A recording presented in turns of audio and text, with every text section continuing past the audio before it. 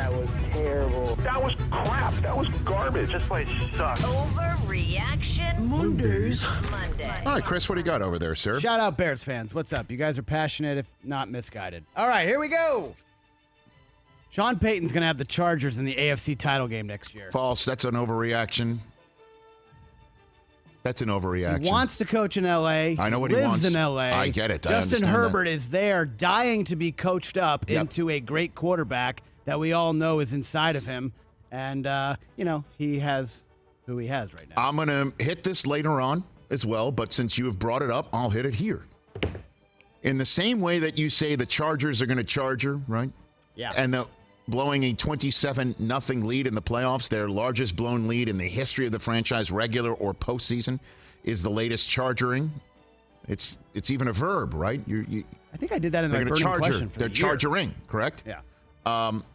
And in the same vein that is on brand, what is also on brand would be for the Spanos family to say, here's what happened. We almost made the playoffs last year. We made it this year. We're going to have to pay Justin Herbert an insane amount of money. Players get paid after they're drafted at the quarterback position, and they are supremely generationally talented, and everybody believes it, after just 3 years. They're going to have to pay him. They're going to pay him a mint. We're going to see what that contract looks like. Sean Payton is going to command an insane amount of money that I don't think the Spanos family wants to make a stroke a check for. I just think it's coming down to it. Now, it would be great for Chargers fans who want to see Brandon Staley gone and Sean Payton here, that to see the Spanoses say, this is bold a maneuver as we can get. We've got a generationally talented kid that we're going to pay all this money to. We might as well throw more good money after good and get the coach to hook up with him. I don't think they're going to do it. I think Brandon Staley is going to be a guy that they stick with. Otherwise, I think they would have axed him by now, right? Who knows? Maybe they have their meeting today. I don't know. But I think they like him, and I think that they see some positives there. And I don't think they're going to make this. That would be a bold maneuver I don't think they're going to make. So I'll call this an overreaction, Chris. Rich, my preseason burning question for the Chargers was, can this team stop doing Charger-like things? And what did we say about what's more likely, right? Yeah, same type of deal. We said they're going to pull a Charger-like thing, and that was it. What else, Chris?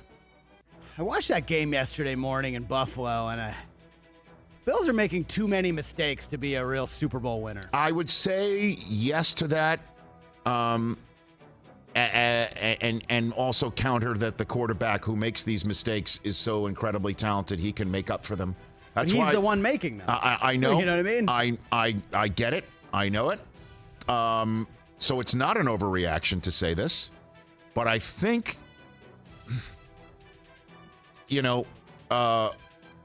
Allen needs to knock it off with the throws deep. Although, I'll just call this not an overreaction, and that it is genuinely concerning. And now he is entering the versus Burrow and potentially versus Mahomes portion of his winner go home schedule. And I think this is the sort of stuff when he maybe, if he meditates or looks in the mirror, is going to have to think hard about. Does he need to play more like Daniel Jones? Well, which is not turn it over. You don't have to always go for it. You can take the safe throw. It would be wise. It would be a smart idea. You're taking on Burrow. Remember last night, Burrow?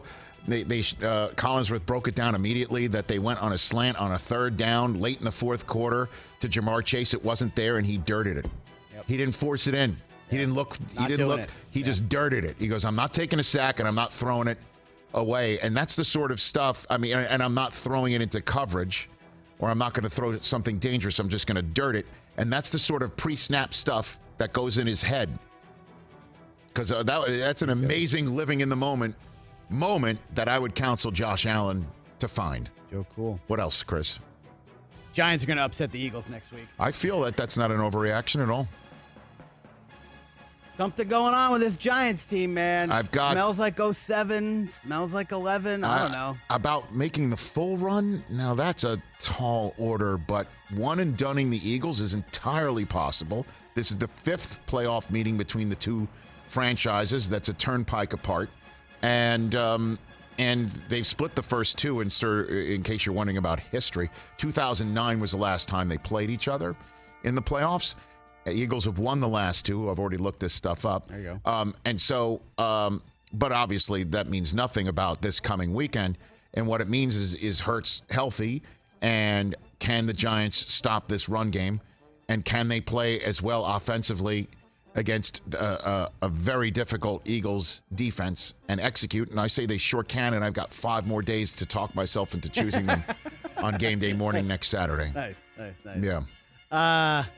On the other side of that, the Vikings, they've reached their peak with Kirk Cousins. This is as good as it's going to get. I can't imagine that they feel that way. And the coach that they hired is perfect for him. Defensive. Look at their record in one-score games this year. That. It all went their way to break to be 13-4. No, I get it. Then... I know that. And the crazy thing is, do you have the soundbite of Kirk Cousins? Do you mind pulling that one up, please, Mr. Hoskins? Because it's amazing that the last play of the season was the check down that Cousins has been eviscerated for his entire career, as opposed to taking a risk. Right. And this was his answer as to why he checked it down. Yeah, just a shell read there. Saw single high. Tried to work Justin. Didn't feel good about putting it up to Justin. And then when I went to progress, I just felt like I was about to get sacked, and I felt like I got to put the ball in play. And if I take, I can't go down with a sack. So I just thought I'd kick it out to TJ. And I had thrown short of the sticks on a few occasions in the game, and even going back a few weeks, and just felt like, just throwing it short of the sticks isn't the end of the world. It's just, it's obviously tight coverage, so didn't have the chance to pull away. But I just felt like I was going to go down and take a sack if I didn't put it out. Now, when he was on the show earlier this year, and I asked him, do you feel like you're playing riskier than before, that you're taking more chances? He kind of bristled at that notion.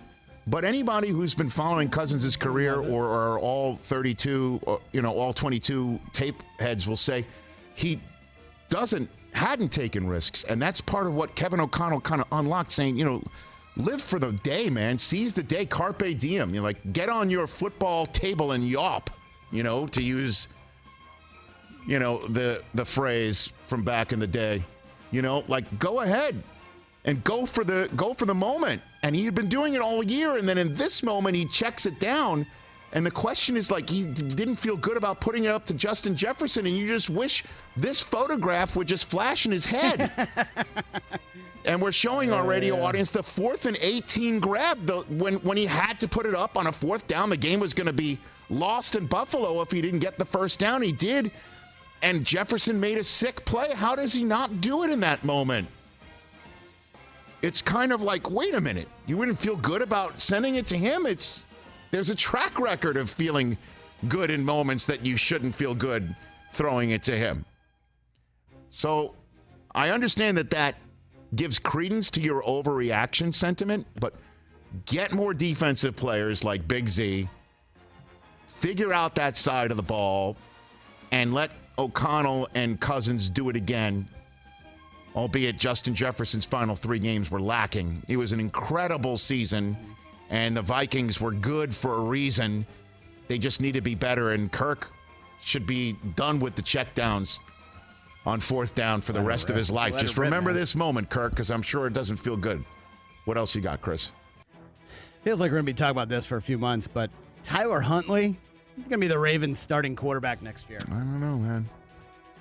Played pretty well last night. I know he did. You know how I felt about Tyler Huntley last year when he was putting 2 in the air and 2 on the ground against the Packers last year. And then, as you know, Harbaugh went for it for 2 at the end because the defense wasn't going to stop Aaron Rodgers. This defense is different. No. Did you think he was going to go for 2 if they scored last night? Because this defense is different. And the new overtime rules guarantees everybody touches the football at least once, regardless if the first team scores a touchdown. I don't think so at all. He would have played for overtime because the defense is balling. How good is Roquan Smith? Yeah. So, and I thought, again, a lot of people are roasting Harbaugh for so much, the not calling timeout at the end. I knew exactly what he was doing. He didn't want to leave any time for Burrow. He might have popped off one timeout with 40 seconds to go and only given up 20 seconds on the clock instead of 38. But that said, this team still almost won a game last night in Cincinnati. The last play hit the dude's fingertips. I know. I don't know if Tyler Huntley's going to be the guy if Lamar isn't. How do you not catch that? I don't know. I don't know. It's just. I don't think he expected it. Wow. And then you're like, oh. I'll just call that an overreaction and just try and, as I said to start the show, every indication from Baltimore is that these two sides are done with each other, but they swear that it's still Lamar's world, and we're all paying rent in Baltimore. We'll see. All right, last one, guys. Brock Purdy, we talk a lot about him, as we should. He's been awesome. He's done enough to be the Niners starter next year. That's a great one, Chris. Like right now, if the Giants knock him out. He's done enough. If he gets booted, if they get bounced next week, he's done enough. I'd be hard pressed to say that's an overreaction. I think he's just been dynamite and has shown he can be. In this offense, too, they may have found their guy. I really believe it. And you know I'm a Lance guy. I am a Lance guy, and I think it's funny this year. They're like, we're going to give it to Lance, and we can't go into the season with Purdy backing up, so let's keep Jimmy G around. Yeah, right. And then Jimmy G gets in there because Lance gets hurt, and Purdy, you know, the guy that they couldn't have as the backup is now beating them all as the starter, and then Lance is going to back him up, and Jimmy G's going to hit the road. Seems like This is I think you might be right, Chris.